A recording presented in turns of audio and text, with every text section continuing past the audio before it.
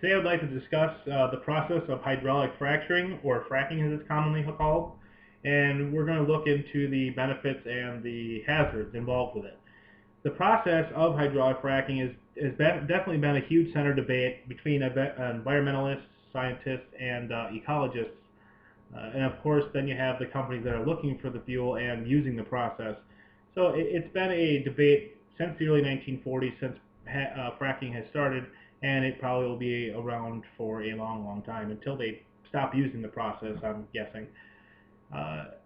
The process itself is used to extract natural gas and crude oil deep within the earth, usually at 6, 10, maybe 12,000 feet, from extremely hard shale rock formations that previously weren't able to be reached. Now, many individuals do believe that the ecological and environmental hazards outweigh the benefits of hydraulic fracking, and of course then vice versa. Now, the purpose of the research was to find the benefits and the hazards and evaluate them, kind of weigh them against each other to see, do they outweigh, does one outweigh the other, do they kind of offset each other, or is there something that can be done to make sure that the risks are lower than the benefits? During the course of the research, we did usability tests with one male and 2 females, and the usability test was to find out how much resources were out there with information regarding this topic, and how credible was the information. Now, as we know, the globe is definitely always changing and growing, and is always in need of more and more energy sources.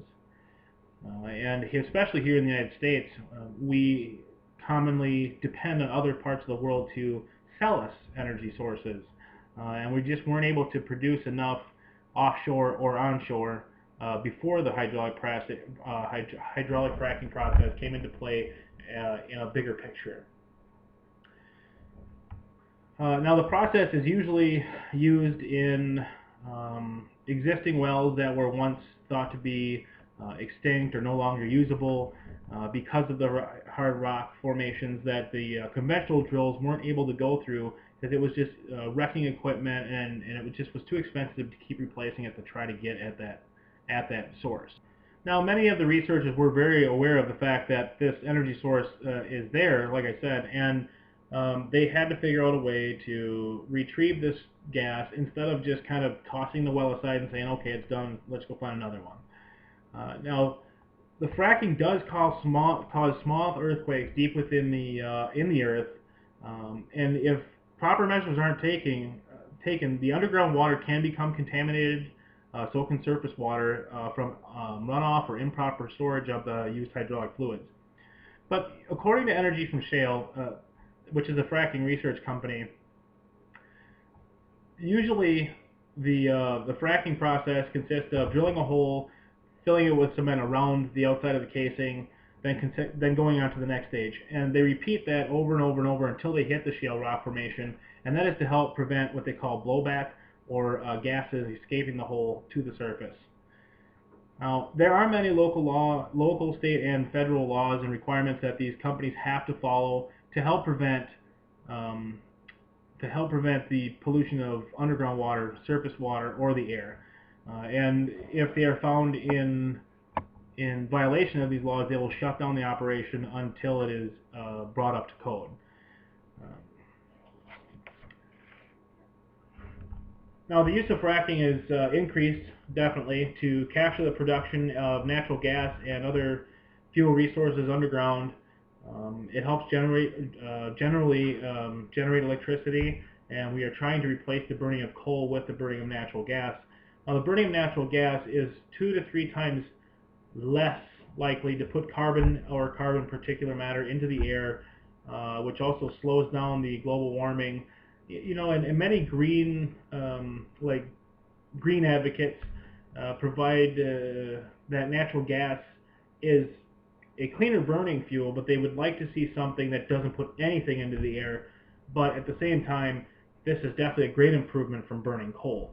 Now, not only is it less harmful on the environment, it is also a lot smaller cost as far as building the structures. They're cheaper to build, they're easier to maintain and add on to, and they're a lot easier to keep clean. And the cleaner they are, the less likely it is for something to break.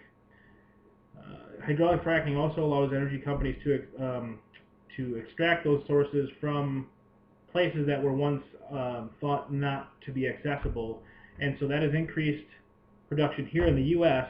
And because of that, we are now one of the leading producers of our own energy, rather than having to outsource or buy from other countries or parts of the world.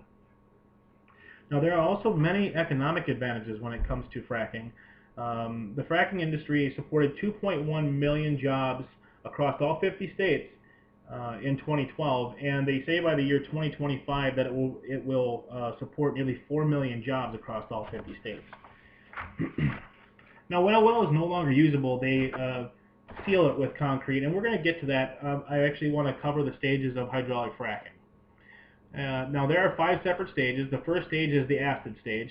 The acid stage consists of several thousand gallons of water, which is forced down through the casing into the hole, and it has a mixture of diluted acid, usually a hydrochloric acid or a muriatic acid. Now, this is just to clear debris or rocks or concrete from the inside of the casing that was once sealed, because they thought it was no longer going to produce.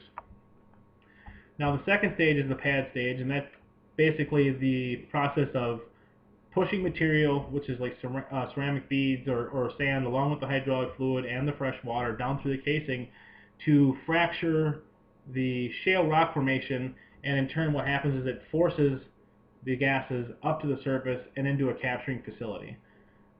Now, the third stage is the prop sequence, which is basically putting back what they just took out, but they're not really replacing the gas. They're pushing small, very fine particulate matter down into the ground, which is of sand and ceramic, and it's pushing it back into the fractures and the cracks where they just extracted the fuel from.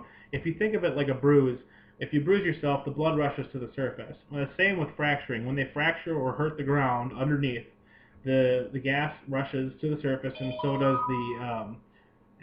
the crude oil. Now, in order to put a Band-Aid on it, they shove the other material back down the hole, and it fills the cracks. Now, the fourth stage is the flushing stage. This consists of a volume of fresh water just kind of being pushed through there to flush out the shaft before they go to the final stage, which is the sealing stage.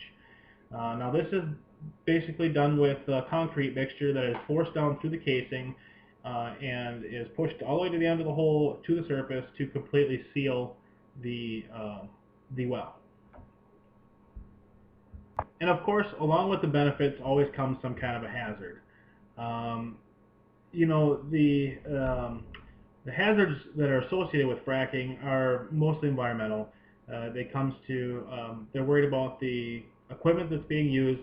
Obviously, most of it's burning diesel and putting emissions into the air, or escape gas coming from the ground being pushed into the air, or something leaking into the water table or the fresh water on the surface. Now, there are so many different laws that prevent them from making these mistakes, and I think that if those laws and procedures are followed, that has little to no impact whatsoever on the environment. Now, it also does use a very tremendous amount of fresh water, which is a concern because fresh water, while it seems like there's an abundance of it, it's not to be taken lightly. And one of the concerns that you cannot really put any kind of a law or regulation on is the fact that it does cause small earthquakes deep within the Earth's surface. Now, those quakes are usually so deep that you can't feel them at the surface, and they usually don't cause any kind of structural damage at the surface. And you know, many scientists actually argue that those small earthquakes are relieving pressure along fault lines and actually will probably prevent larger earthquakes from happening in the future. Now, as previously stated, there are many harmful fluids that are being used as far as in the process. And if these fluids are not properly stored on the surface or not properly disposed of or recycled, they can definitely contaminate the waters. There has been cases of like backflow or fluid spilling from a contaminant pond onto fields or into surfaces that have standing water, or even water that are being used for cattle or farming or whatever. And this is definitely a concern. Again, this is why the procedures, laws, and regulations are in place. You know, and there are so many different companies that are venturing into the hydraulic fracking for oil and natural gas. And like coal mining or offshore drilling or any kind of retrieving of energy from a natural resource, obviously hydraulic fracking is not 100% safe. There are many, many advantages from fracking, and there are environmental concerns, but while many hazards of fracking do exist, you know, the extent of the hazard, it definitely depends on what kind of precautions are being taken. So I'd like to take this time to actually take a look and show you some statistics as far as the production and then the benefits and hazards of the hydraulic fracking process. If you turn your attention to the screen here, we see that the production in Oklahoma, this is measured in billions of cubic feet. In 2007, it went from a little less than 100 billion cubic feet being produced to just under 700 billion cubic feet of natural gas produced from fracking, which was extracted from shale rock formations. And then turn to the benefits and hazards. Now, the biggest hazard is the frequency of earthquakes and contamination, but the one we found the most documentation on is the earthquakes. In Oklahoma alone, the frequency of deep underground earthquakes has increased from 100 small earthquakes annually to almost over 1,200 earthquakes happening annually. Like I said before, they are usually deep within the ground and cause no surface or structural damage. Very few of them are actually felt at the surface. Now, the benefit is that the average household income in states where fracking occurred went up by $1,200 monthly on average, and is projected to be up by $2,700 monthly by the year 2020. Now, that's an average salary increase of $14,000 a year and $32,400 a year by the year 2020. So you can see that the is obviously present.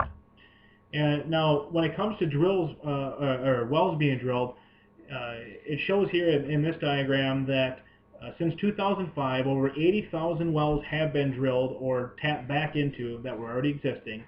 And out of those 80,000, only 1,000 have had a report of a possible contamination, but I wasn't actually able to find any further information as to what kind of contamination it was or how bad or how serious it turned out to be. Now, as far as finding the information on the internet, during the usability test, we did have 3 different subjects that did the test, and all 3 of them used different search engines on 3 different electronic devices via the internet. They were all actually able to find, all of them found different websites. They were told to choose the top 3 research results. Each of them had different results, which is great because it helps maximize the research material used in order to find out how credible the information really is. And it was actually found that 8 out of the 9 sites that were used were found to be more credible than opinion, and that many of them listed more benefits than they did risks as far as fracking is concerned. So basically, in conclusion, the benefits definitely outweigh the hazards if the strict guidelines are followed accordingly. Emissions from natural gas is much lower, and the cost is also much lower. Now, the United States is actually able to rely on its own fuel sources much more and way less on foreign fuel sources. As further research is concerned, future research needs to be done regarding the limits of how many wells can be active in one certain area at any given time concurrently as well as simultaneously. Future research also needs to be conducted as far as to determine whether is there a way to decontaminate 100% of the fluids being used during fracking so that the water itself can be reused. So that's the research and the information that I found when it comes to hydraulic fracking.